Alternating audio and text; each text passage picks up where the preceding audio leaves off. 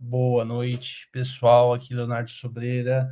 Joaquim de Carvalho não vai estar fazendo a entrevista de hoje, como é habitual, então estou eu aqui, muito bem acompanhado, como a Andréia vinha dizendo, com Carlos Lattufi. Vai ser um grande prazer tratar das principais notícias nacionais e internacionais. Acabo de subir aqui na nossa manchete uma das pautas que a gente vai discutir, que é o que é a Venezuela que vem sendo alvo de pressões. A gente vai falar aí sobre esses desenvolvimentos na região e ao redor do mundo, e sem mais delongas, já vou introduzindo aqui ao palco o Carlos Lattufi. Boa noite, Lattufi, tudo bom? E aí, Léo, boa noite, tudo bem? Boa noite para você, boa noite para todo mundo que está nos assistindo. Tudo em paz. Latuf, você vem acompanhando aí o noticiário internacional, imagino. Você que é um ávido artista aí na produção de charges sobre temas geopolíticos, e eu queria passar um pouco desse tempo inicial nosso falando um pouco das questões que enfim, impactam diretamente a nossa região, não é mesmo? Eu acabei de subir na nossa manchete, eu vou colocar na tela daqui a pouco, a seguinte notícia. Nazista e gangster, diz Caracas sobre Marco Rubio. Isso porque o Marco Rubio esteve hoje em uma visita no Equador, afirmando que os Estados Unidos estão abertos a enviar tropas para o Equador. Disse também lá que não se importa com a reação das Nações Unidas aos ataques, né, ataques que já vêm sendo executados pelos Estados Unidos à Venezuela. Essa atitude totalmente arrogante. O que você tem a dizer sobre essa figura do Marco Rubio, Latuf, por favor? Ô, Léo, assim, o governo Trump, ele se esmerou em escolher as piores figuras do cenário político, né? Escolheu as figuras da extrema-direita americana. Esse Marco Rubio é um sujeito ligado aos anticastristas, anticomunista de carteirinha. Então, ele realmente, o Trump, ao escolher o seu gabinete nesse segundo mandato dele, ele se esforçou bastante para trazer o que há de pior mesmo. Assim, mais ou menos como foi o governo Bolsonaro, se esmerou em trazer o que há de pior. Então, realmente não me surpreende em absoluto, mas, assim, eu queria fazer uma reflexão sobre essas ações militares, né? Nesse momento em que o Brasil está julgando o Bolsonaro e que o Brasil está sob sanções dos Estados Unidos, justamente por conta do julgamento do Bolsonaro, né? Inclusive, isso é citado nominalmente, Bolsonaro é citado nominalmente pelo Trump. Essa movimentação militar que está acontecendo no Caribe, sob o argumento de que é para enfrentar o tráfico de drogas, isso remonta muito essa política intervencionista americana que a gente conheceu na época da Guerra Fria, em que os americanos, por exemplo, eles invadiram Granada nos anos 80, invadiram o Panamá, teve aquela questão da República Dominicana, mas aquilo ali, salvo eu esteja enganado, os Estados Unidos foi requisitado pela Organização das Américas, né? Foi uma requisição, mas no caso de Granada e do Panamá, que os americanos simplesmente mandaram os marines lá para tomar tudo. Então, essa mobilização lembra muito essa prerrogativa que os Estados Unidos se arvora de ter a América Latina como seu quintal. Inclusive, isso foi dito recentemente por uma figura do governo Trump, né, que a América Latina, não sei se foi o secretário de Defesa, que se referiu à América Latina como quintal dos Estados Unidos. Então, me parece que essa movimentação ela tem a possibilidade de ser um ataque militar à Venezuela. O Trump já havia dito em outras ocasiões que o erro dele foi não ter tomado o petróleo da Venezuela. Então, agora que ele tem a faca e o queijo na mão, em que o mundo assiste a Israel fazendo o que quer com o apoio dos Estados Unidos, quer dizer, isso que está acontecendo na faixa de Gaza demonstra que os Estados Unidos e Israel, quando querem fazer, fazem e não tem nenhuma lei internacional que os impeça. Os países do Ocidente também não vão impedir. Bom, então é isso. Se eu tenho a faca e o queijo na mão, posso invadir quem eu quiser, sem ter nenhum tipo de represália, né? Então, beleza. Não me surpreenderia realmente se o governo Trump invadisse a Venezuela, sob o argumento de estar defendendo, de estar combatendo o tráfico de drogas, assim como alegaram também, quando invadiram o Panamá, de que o Noriega, que era, inclusive, aliado dos americanos no passado, se tornou um desafeto, e os americanos alegaram que ele era traficante de drogas, invadiram o Panamá, assim como alegaram também, na guerra contra o terrorismo, invadir o Afeganistão, invadir o Iraque. Então, agora eles podem dar, né, a questão das armas de destruição em massa. Eles podem alegar muito bem que, em nome do combate às drogas, eles podem invadir a Venezuela. E isso também é uma sinalização para o Brasil. Eu entendo que isso também é uma sinalização para o Brasil. Então, Celso Amorim, a Sputnik, que é o canal de notícias russo, ele noticiou hoje que o Celso Amorim afirmou que o Brasil está aberto a uma cooperação militar com a China. Não é suficiente uma aliança econômica. Está demonstrado que não é suficiente. Então, não é suficiente que o Irã, por exemplo, se junte aos BRICS, que se aproxime economicamente de China e Rússia. Isso não é o suficiente. Está demonstrado que não é suficiente. Israel quis atacar. O Irã atacou, os Estados Unidos atacaram também o Irã e tudo certo. Ninguém foi em socorro do Irã. Então, os Estados Unidos, no caso do Brasil, já até comentei isso, não precisa de exército para invadir o Brasil. Você tem aqui uma classe política, uma imprensa, um empresariado, que estenderia o tapete vermelho tranquilamente para invasores americanos. Então, eu entendo que, assim, o BRICS, para além de uma comunidade que tem interesses em comum econômicos, ele precisa assinar um acordo militar, um pacto militar, de apoio militar, nos moldes do que acontece com a OTAN e nos moldes do que havia do Pacto de Varsóvia. Caso contrário, qualquer país, como nós, que não temos armas nucleares, está sujeito a uma possível intervenção dos Estados Unidos. Muito bom, Latuf. Eu também vejo dessa forma. O BRICS ele não se constituiu ainda, né, numa espécie de aliança de segurança. A gente teve aí, na última semana, e eu já vou puxar a nossa próxima pauta, sendo lançada a Iniciativa de Governança Global, isso aí pelo governo chinês durante a cúpula em Tianjin, uma cúpula da Organização de Cooperação de Xangai. Uma foto, Latuf, que eu queria que você comentasse sobre ela, que me chamou bastante atenção, dessa cúpula. Eu estou tentando achar aqui nas centenas de notícias que são publicadas no nosso site, mas é uma foto muito interessante, que é o Putin, o Xi Jinping está aqui, e o Kim Jong-un, não é mesmo? Na mesma foto aqui, e eu vou mostrar essa foto aqui na tela, porque eu quero ter a sua reação dela. Você vê, diante de todo esse tarifaço que vem sendo aplicado, diante de todo esse ataque à América do Sul, à América Latina, de forma mais ampla também, os Estados Unidos eles estão dando um tiro no pé, né, com essa política. Eu vi muitas análises correndo nesse sentido quando saiu também aquela foto do Putin, do Modi e do Xi Jinping juntos na China também.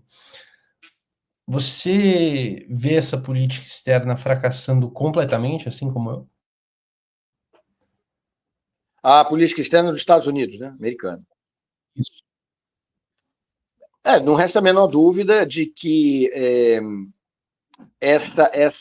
esse protecionismo radical do Trump, essa tentativa de redesenhar o mapa do poder, é uma tentativa desesperada, porque os Estados Unidos ele está descendo a ladeira, ele está num processo de franca decadência, né? Comparado com a China, é até covardia. A China tem um desenvolvimento absurdo, é um foguete realmente, né, de desenvolvimento, e tudo que o Trump tenta fazer, o establishment americano tenta fazer, é tentar desestabilizar os seus aliados, né, criar essa guerra tarifária que com a China não funcionou, né, a Rússia também não funcionou, inclusive taxar até aliados, como foi o caso do Japão, da Coreia do Sul, né, e a União Europeia, etc. O que o Trump tem conseguido é fechar cada vez mais os Estados Unidos. Enquanto que a China se abre, né, você tem aí os 3 principais parceiros, né, a República Popular Democrática da Coreia e a Rússia, e assim vários chefes de Estado estiveram presentes a o Dia da Vitória lá na China, que marca a vitória da China contra a invasão japonesa na Segunda Guerra. Isso demonstra realmente essa Guerra Fria em que a gente está, né? Demonstrou bem assim o bloco do outro lado, né? Enquanto que os Estados Unidos, que sabe que não tem possibilidade de vencer pelo lado econômico, vai lançar a mão do recurso que ele conhece bem, que é o recurso militar. No caso de China e Rússia, no caso da Rússia, a Ucrânia é uma espécie de proxy war, né? É uma guerra de proximidade, assim. A Rússia está sendo alvo de ataques, né? A Rússia está sendo alvo de ataques militares. A China não. A China, inclusive, com esse desfile militar sem precedentes, demonstra bem que, se for para uma guerra, ela vai para vencer mesmo. Ela tem poderio para isso, né? Então, os Estados Unidos sabem que, no caso de China e Rússia, fica mais difícil. Agora, dos seus parceiros limítrofes, né, seus parceiros periféricos, ele tem como intervir, como é o caso do Irã, por exemplo, né? E como é o caso do Brasil. O Brasil, que é o maior país da América Latina, que tem uma economia grande, que tem se aproximado cada vez mais de China e Rússia, que foi responsável pela criação do BRICS.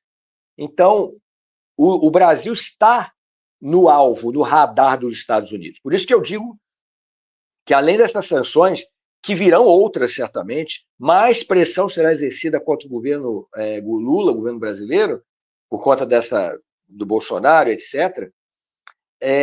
Mas eu entendo que, por conta disso tudo, o que está acontecendo na Venezuela tem também como alvo ser mais um ponto de pressão no governo brasileiro, para mostrar, ó, nós estamos aqui no quintal, estamos aqui no seu quintal, se a gente quiser, a gente invade. Claro, invadir o Brasil é muito mais difícil do que invadir a Venezuela, mas ainda assim, foi o que eu te falei, no caso do Brasil, não precisaria disparar um tiro. Se depender do nosso Congresso, então, os militares americanos são convidados a invadir o Brasil. Pois é, a gente tem uma classe política aqui no Brasil que, inclusive, se dedica a pedir sanções, vai aos Estados Unidos pedir sanções contra o próprio país. É absolutamente lamentável. A gente teve o próprio presidente Lula criticando isso publicamente. Mas, Latuf, para passar aqui nesses últimos 15 minutos que nós temos, eu queria compartilhar aqui na tela, enquanto eu estou salvando aqui, você me encaminhou umas mensagens logo antes da gente entrar ao vivo, e nelas a gente tem aqui uma exposição, não é mesmo, de fotos e itens sobre ataques ucranianos em uma região russa chamada Tula. E é curioso que nessa exposição tem um desenho seu, né? Isso que eu vou mostrar aqui na tela. Queria que você comentasse um pouco sobre primeiro esse desenho que eu vou mostrar na tela, e em seguida, se tiver mais informações. Eu fui pego de surpresa por esse link, né, de um site de notícias russo que mostra essa exposição lá nessa cidade, que fica ao sul de Moscou, se eu não me engano, sofreu vários ataques por parte da Ucrânia, né, de drones, de mísseis, etc. E eles fizeram assim uma exposição de fotos, de depoimentos de moradores da região, né, que foram vítimas desses ataques militares ucranianos. E, além das fotografias dos depoimentos, existem objetos. Né?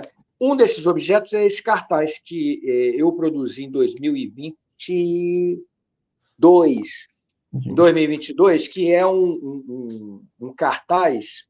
Eu fiz até contato com líderes comunitários de cidades próximas à Ucrânia e tal, que sofriam com um determinado tipo de mina terrestre, pequena, bem pequenininha, que é chamada butterfly, porque ela é verde, tem duas asinhas.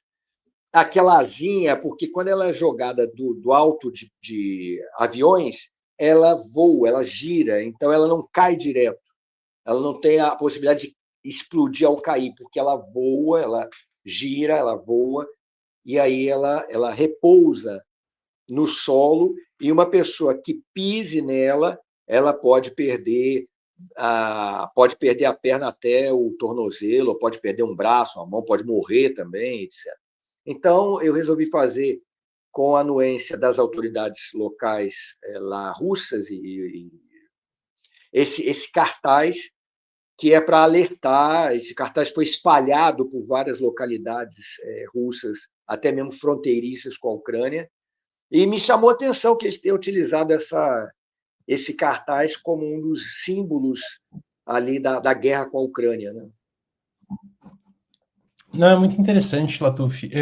Não sei se eu estou travando muito aqui, minha imagem está um pouco, enfim, travando um pouco, mas Deu acho uma que dá para travadinha, mas tá dando para ver, tranquilo. acho que dá para ouvir tudo bem. Olha, referente à Ucrânia, falando disso, ainda preservando essa pauta geopolítica, Latuf, hoje a gente também teve notícias bastante interessantes que prometem aí gerar uma reação de Moscou. A gente teve o presidente da França, Emmanuel Macron, dizendo o seguinte: 26 países confirmaram a sua disposição de enviar militares para a Ucrânia. A gente sabe que os Estados Unidos têm um pé atrás em relação a essa questão, alguns outros países europeus, inclusive a própria Polônia, curiosamente, tem reservas em relação a enviar os seus militares. Recentemente também surgiu uma história, não sei se foi no The Telegraph, que é um jornal britânico, falando que não a China também estaria disposta a enviar militares para a Ucrânia. A China teve que desmentir isso.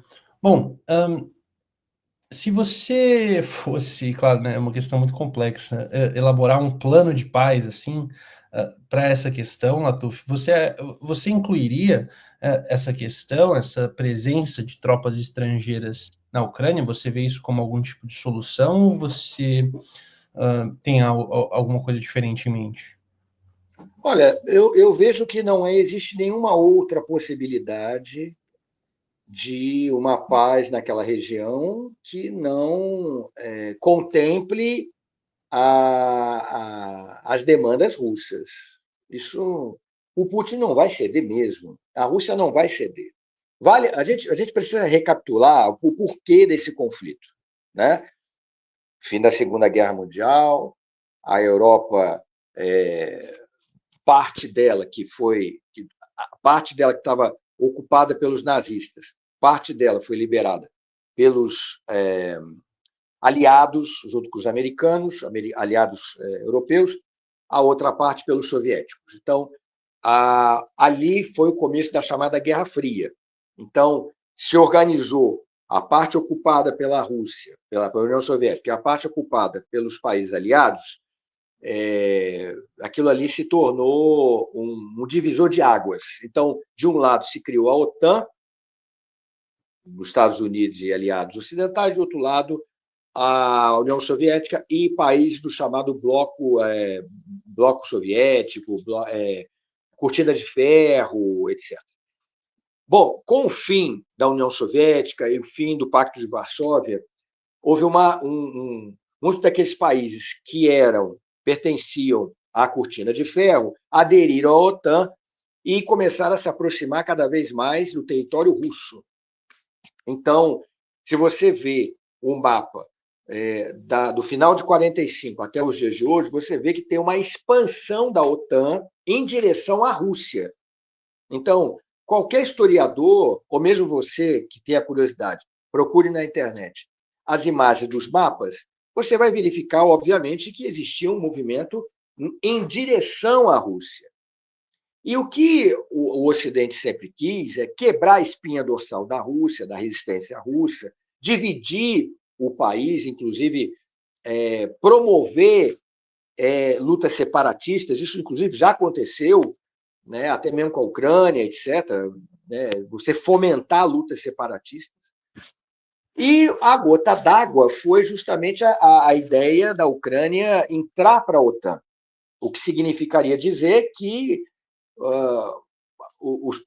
que a OTAN poderia estacionar mísseis táticos praticamente na porta de Moscou, né? Porque a Ucrânia é muito próxima. Então, obviamente que o governo russo entendeu aquilo como uma ameaça ao seu território, e é verdade, né? Então, desde que caiu o Muro de Berlim, caiu a União Soviética, Gorbachev, depois o Yeltsin, o governo Yeltsin era uma piada, era um governo completamente submisso aos americanos e tal.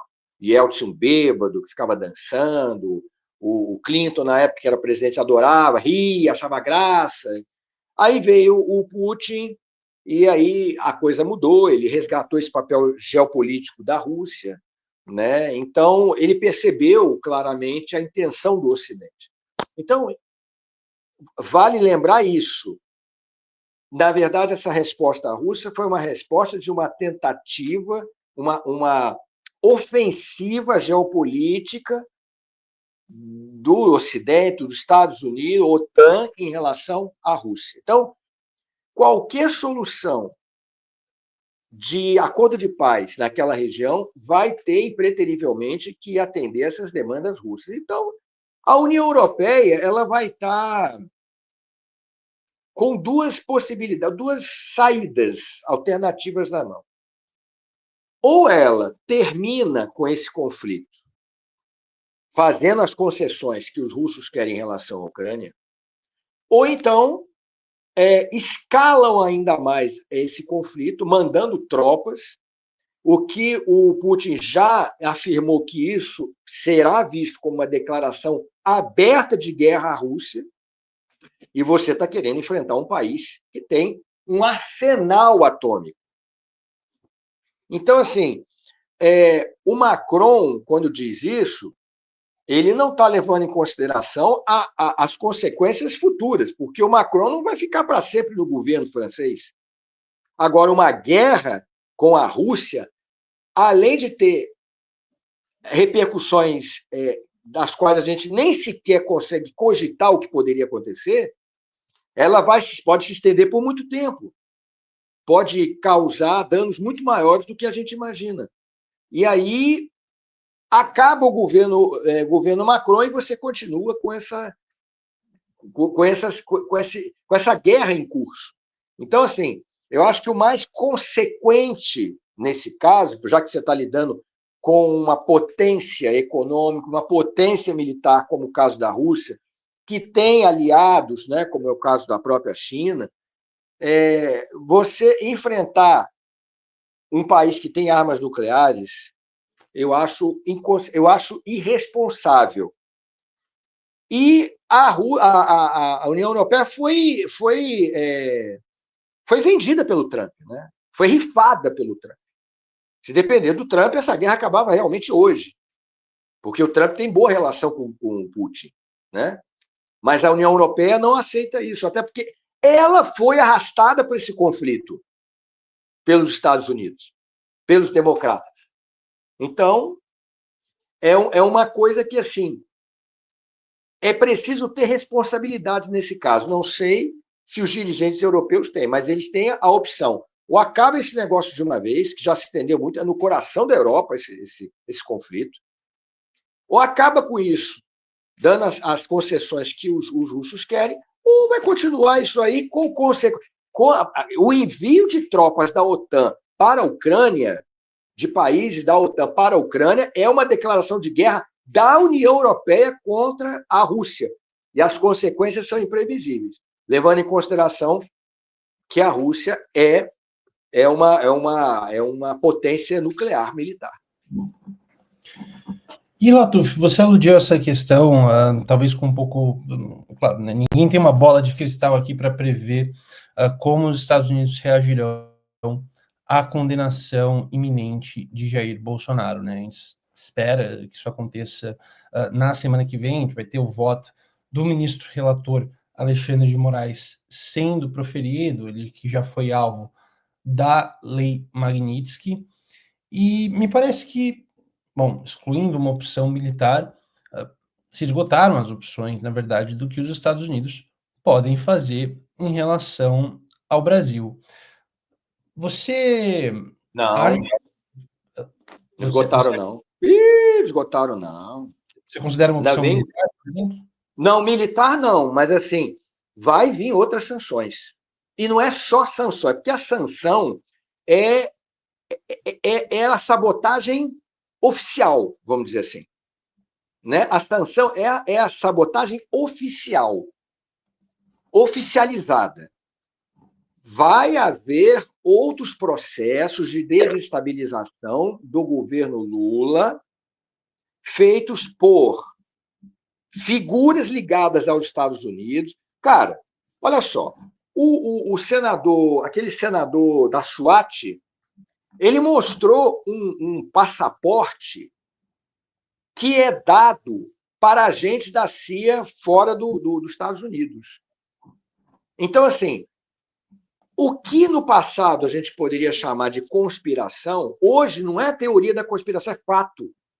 Tem gente que trabalha para os Estados Unidos, não necessariamente para a CIA, mas certamente elementos da política do Brasil, da imprensa, do empresariado, trabalham em prol dos interesses americanos aqui. Então, certamente, além de mais sanções que eu imagino que os Estados Unidos irão impor a figuras do governo, até mesmo ao Lula, não duvidaria disso, se isso acontecesse. Além dessas sanções, você também vai ter processo de desestabilização por parte de parlamentares, de empresários, de figuras do Brasil, aqui dentro, da imprensa. Então, assim, está muito longe de ter esgotado o arsenal de sabotagem dos Estados Unidos em relação ao Brasil. Está longe. Você agora... Que são fases, né? São fases. A primeira fase, que é essa do julgamento, você vai com esse processo de estabilização até o final do ano. No final do ano, no início de 2026, além desse processo de sabotagem, de desestabilização, você vai ter um ataque objetivo às eleições. Que aí pode ser desde ataque hack, pode ter de tudo. Imagine tudo pode acontecer nessas eleições de 2026. Nas condições de temperatura e pressão ideal, o Lula ganha. Os Estados Unidos não vai reconhecer esse resultado, porque eles vão dizer assim, eleição sem o Bolsonaro é fraude, eles vão dizer isso, e vai ser repercutido pela direita aqui no Brasil, pela imprensa também, setores da imprensa. E em 2027, quando o Lula assumir, o seu governo vai ser ainda mais sabotado pelos Estados Unidos e pelos seus entrepostos aqui no Brasil. Salvo alguma coisa aconteça, o Trump morra, cai um cometa na Casa Branca, ou o Trump acorde um belo dia, mude de opinião, o caminho que está desenhado é esse. Olha só, pessoal, o tempo passa voando, não é mesmo? Foi um prazer enorme poder falar com você aqui nessa noite de quinta-feira, Latuf. A gente vai ficando por aqui, encerrando um pouco mais cedo hoje, pessoal, um pouquinho atípico, mas convido todos também a já se prepararem para a próxima live, que é o 22 horas com o Ricardo Neguton. Muito obrigado, Latuf, pela participação no Boa Noite de hoje. Ricardo Neguton, um abraço para ele. Ó, Ricardo, se você estivesse me assistindo, tem que trazer o cara do Dorsal Atlântica. A gente tem que entrevistar aquele cara, que foi uma banda muito conhecida de heavy metal do Rio de Janeiro dos anos 80. A gente tem que entrevistar esse cara, Neguton. Um abraço para você, um abraço para você, Léo, e para todo mundo que nos assistiu até agora. É isso, Latuf. Obrigado. Até a próxima. Tchau, tchau. Valeu, Tchau, irmão. tchau. Até mais. Tchau. Valeu.